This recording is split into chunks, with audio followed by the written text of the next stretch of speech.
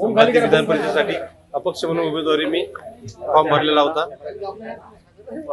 परंतु मी एक काँग्रेस पक्षाचा नगरसेवक आहे आणि काँग्रेस पक्षामध्ये अजून एक फॉर्म म्हणजे जे देशमुख आहे त्यांनी भरलेला आहे, ते त्यांनी फॉर्म भरलेला आहे आणि माझ्या सर्व जे नेते आहेत त्यांची चर्चा करून मी माझा अपक्ष फॉर्म मागे घेतला. म्हणजे डमी उमेदवार म्हणून तुम्ही उमेदवारी दाखल केली? नाही, मी माझ्या स्वतःच्या मनात मी मागे घेऊन आलो, काहीच्यात काही नाही.